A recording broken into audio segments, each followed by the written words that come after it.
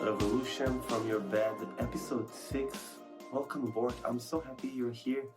Wow, it's been a few crazy weeks. I'm getting so many amazing comments from you guys, and thank you so much. This podcast basically was aimed to empower people in general, but naturally, everything that is involved with me, I get a lot of good feedback about professionals from healthcare, whether they're entrepreneurs, patients, doctors, nurses, so on, that are so happy I've started a podcast to empower patients, which is funny because the main aim of this podcast was to empower everyone through my patient story. And soon, probably in 2 or 3 weeks, we're going to launch another podcast that is dedicated for patients. But yes, if I can help the patient through this podcast, I'm thrilled. I'm so happy and honored. And today I wanted to talk about something that bothers me a lot. And in my patient experience, it was one of the hardest parts, and it was dealing with family and friends. Dealing with family and friends while you're ill is not easy because you're dealing with something that you cannot really control.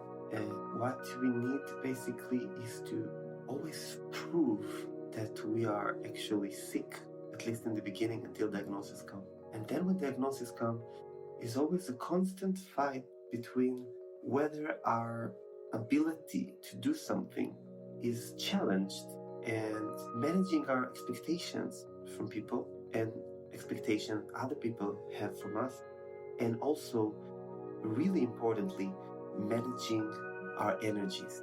I'm hearing a lot from patients in general, no matter which chronic illness they have, but mainly the group of chronic illnesses that are more, let's call it, fatigue related, and all these illnesses that are striking the world right now like an epidemic, like chronic fatigue syndrome, fibromyalgia, POTS and other parts of dysautonomia, and of course many others, but also mental conditions that we are encountering more and more.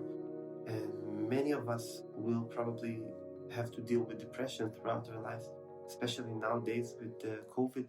And the expectations people have from us are always more than what we may want to give them.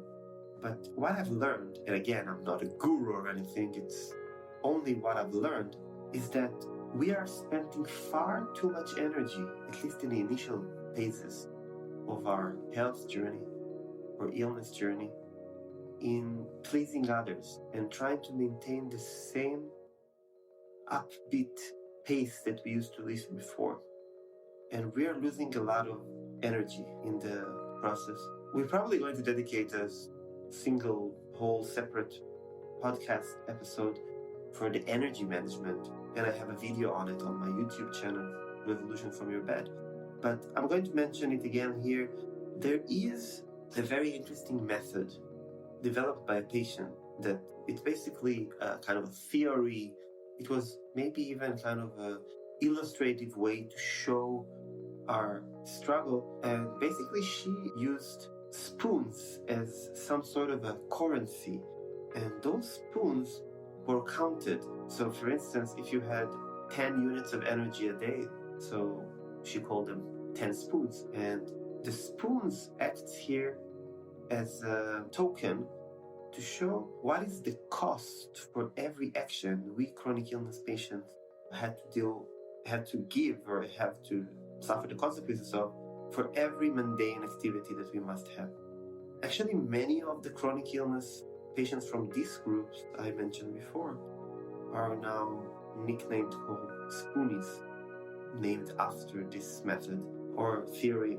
So for instance, if we have 10 spoons a day, so for a regular human, and something that will take an entire spoon is something great, I don't know, like going on a 1-hour walk or going to work for a few hours or going for a run, maybe we'll take 2 spoons or 3 spoons. But for us, we can make this comparison that if I'm going to shower with those conditions I mentioned, like chronic fatigue syndrome, POTS syndrome, other types of dysautonomia, fibromyalgia, EDS, and other many illnesses, I'm spending maybe the same amount of energy or spoons, just like running. So a healthy person have 10 spoons and I have 10 spoons. In this case, he will spend 3 spoons of the entire day on a 1-hour run. I will spend it on a 10-minute shower. Or getting dressed can cost me 2 or 3 spoons. So this equivalent come to stress the fact that the energy management comes with a price. And I remember myself thinking, okay, there is this family gathering that everybody is expecting me to go to. And in the initial year or two, I did everything in my power to attend those events I was expected to. Of course, that I had periods of time that I couldn't even leave bed, but there were some times before I couldn't walk anymore, kind of show my face in some place, maybe assisted. And I knew that maybe this family dinner, sometimes even in my own home with my family, would cost me maybe 10 spoons or enough spoons to last for 1 week. And I couldn't leave bed for a week or a day or 2. So this is only one example of the way that we have to experience our illness. And another way is to look at it from the other side. So if you're a normal functioning human, and for you, showering is just the mundane part of the day, brushing your teeth, showering, washing your face, going to the grocery store to get something, coming back, running an errand, this is nothing. This is just, a nuisance. And I have to be there and this and that. And for many people, they work until 6 in the evening, they go home, take a shower, dress, maybe eat something, go out with friends, go back home, do something at home, go to sleep. This is unacceptable or believable for many, and I'm talking about millions of patients.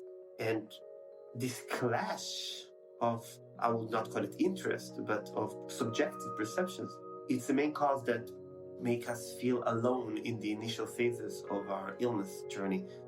Because I feel that in the beginning I was very angry, and there are a lot of frustration and a lot of anger, and I can actually understand it now that I'm looking at it from kind of the other side, that we are expected to at least do normal things. I'm not talking about, okay, you're not going to be an athlete, and I've been hearing this for years, but of course you can run an errand, you can help your mom do the dishes. If you have a partner, it's even worse sometimes because you're not executing your partnerly duties anymore, let alone sex, which will completely be an entire episode. And for that, I'm going to discuss with an expert. But if you're on the other side, you think, I don't get it. Okay, he's sick. I've been sick, and I'm hearing this a lot. And you've probably been hearing this a lot. Yeah, I had fever once. I know what it's like to be sick. It's 2 or 3 days that you're not feeling really well. And yes, of course, we are dealing with some sort of problem. You need to be a special type of person or struggling with a psychological problem yourself to completely ignore the suffering of another human. But some people react in this kind of defense mechanism that say, okay, I understand he's not feeling well, she's not feeling well, but hey, this is just doing the dishes. And 1 dishes, 1 meal, 1 lunch, 1 dinner, 1 friend gathering, 1 party, you started to miss out on life. And eventually you become this person who doesn't want to get better and doesn't want to participate. And this was a huge part of my loneliness and sorrow, even though I had a lot of friends and family members who really cared for me, but nobody really got me. That's what I felt. It was very rare to get other people to get you. And eventually you realize this, maybe only other sufferers can really get you. So after a while that you're kind of miss out on life in the eyes of other people in your life, you're being absent, you're actually treated like one. And the sad story I hear over and over again is that my friend gave up on me, or my family member kind of sometimes treat me like I'm not there anymore. And I heard amazing stories about family members and friends and partners who do amazing stuff for their partners. And you need to understand that even when you're functioning or remission, you need to work hard on the communication of relationship. We are going to discuss it a lot in this podcast and this YouTube channel, and foster very healthy habits there and build a solid foundation. But in the general way of thinking of it, most people will defend themselves by treating you a bit differently. And it's very hurtful for the people in your life to see you like this.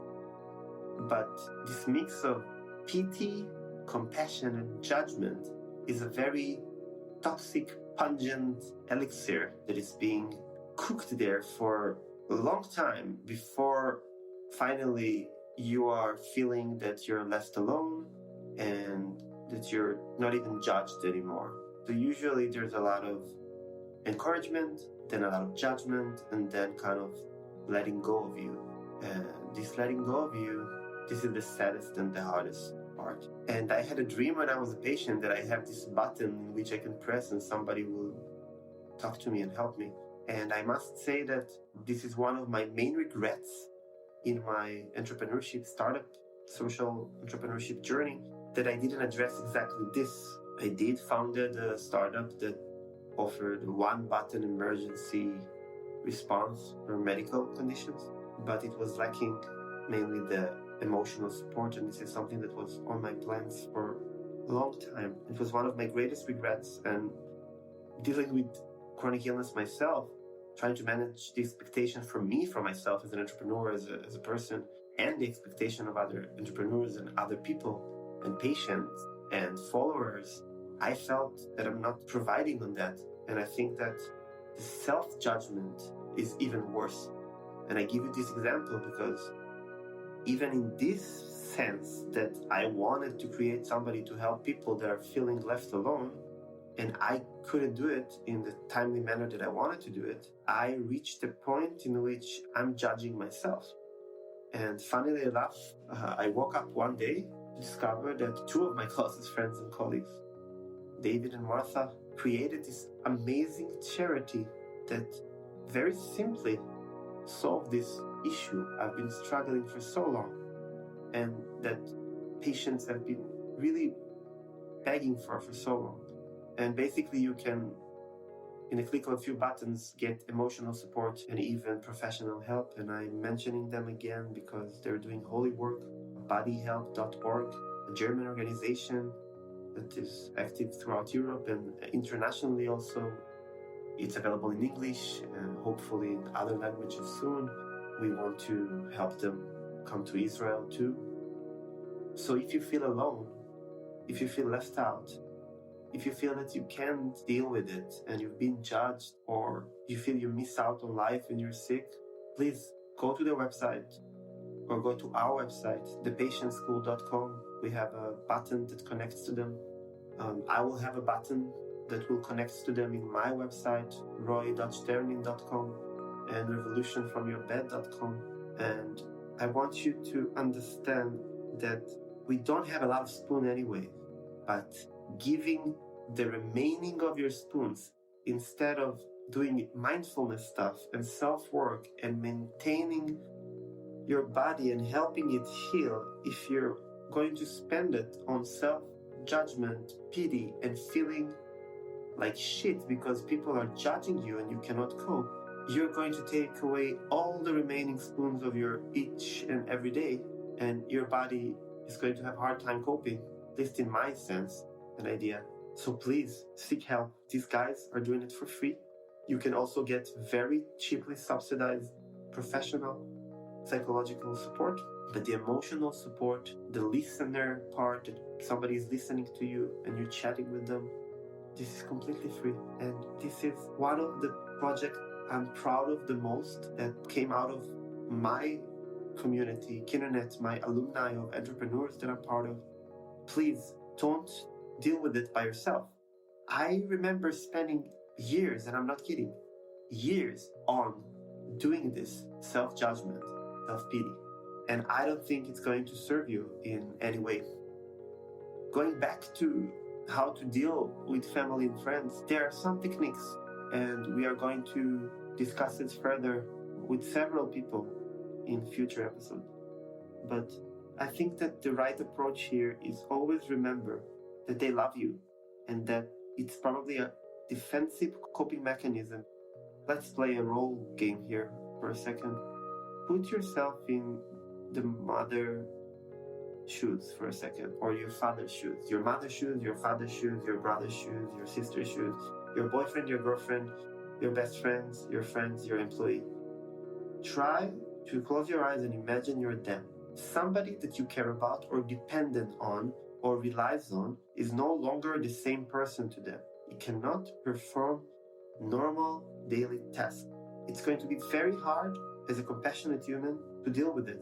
And many people do not have the right self-development tools to deal with it in a mature, beautiful, compassionate way that we as patients accept too. And we see it all over again with our doctors and caretakers that they're not empathic enough for us. And why? Again, there are biases and of course there are a lot of wearing off and wearing down because of the constant stress. But look at our family member for a second. After a few months that you're really sick and hospitals and or just lying in bed or seeing doctors or tests, or you are a hope for them. I'm hearing a lot of amazing stories about people who are on their way to accomplish something amazing, and then after a few weeks they are sick, and then people do not look at them in the same way. And if it's very dramatic, like an accident, people usually are very supportive for these few months, if needed, few days, few months, few weeks, because it's tragic, it's sudden, it's unpredictable, and usually in an accident, it's not your fault. But when we are chronically ill or depressed or feeling that we have just this wear down or a few tough weeks, many people see it a bit as our fault because maybe we're not trying enough, or maybe we're not fighting enough, or maybe we're lazy, or maybe we want to be in bed. And I'm saying, I wish that we all had the courage to take 2 or 3 days to ourselves, lying in bed, doing meditations, eating what we like, drinking what we like, gaming, playing, talking with friends, or just reading or doing whatever hobby like painting or whatever we want to, listening to podcasts. Being us, I think it can prevent a lot of those crazy falls that we see in the starts of chronic illnesses. Sometimes we have the symptoms for months or years before and it's kind of under control, our body maintains it, but there's some event that triggers everything, and I wish we had the strength to do it. But because we're not maintaining ourselves and not engaging in enough mindfulness and self-development and nourishing good relationships and challenging ourselves. Relationships are hard, no matter if they're with families, spouses, partners, friends, co-workers, employers, employees, no matter what.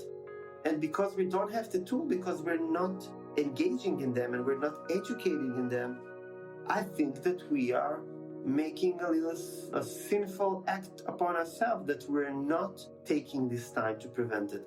But when those 3 days become 3 months or 3 years, the judgment is going to be 10 times fold greater. And I see the judgment coming from everybody. It can even come from your doctors, of course, from your parents and friends and spouses. And the judgment is a natural coping mechanism that we need to understand the psychology of. If your mom is taking a step back and cannot cope with your illness, it's not because your mom that gave you life doesn't like you or love you anymore. She stopped loving you. No, it's just because the precious small thing in her life is now suffering and she cannot take it anymore. If your girlfriend or boyfriend are kind of being absent from you and they're kind of curled up in themselves, and even you catch them crying sometimes because you're suffering. But for many people, the compassion will come out as aggression or passive aggression. So we need to understand what's the mindset of the people who loves us in those moments that we are feeling judged. And of course, if we have enough spoons to deal with it and we want to take a project and say, I am fostering this relationship, we are going through it together, I'm taking all the resources. There are amazing resources online, like I mentioned, the School of Life, and there are amazing book, and Esther Perel talk a lot about it in her podcast and the YouTube channel, and other amazing people like the School of Life. And eventually we need to understand that this is a process. And yes, if you can afford it, or if you can get it from the insurance you are insured in, to get some sort of a talk with a social worker or with a therapist and involved, like bring in the person that you feel the struggle with, of course. But we need to understand, and they need to understand, and we need to communicate to them that this is costing us a lot of energy. And the sinful act that we do upon ourselves is to not communicating our needs and rather go and curled up in our own self and feeling miserable. And I think that we need to communicate our needs, and there are many methods to do it. First one is to write an email and not send it, and then edit it and send it. Say everything you want, and I also say it always about breakups. When you're broken up with somebody, you need disclosure, and the best way to do is kind of to write this email. I call it the unsent email. You write everything that comes into your mind, and then you don't send it. And if you want to say something beautiful and close it up in a mail or a letter or a call or whatever, you can edit what you want to say, but half of the process is being done in this letter.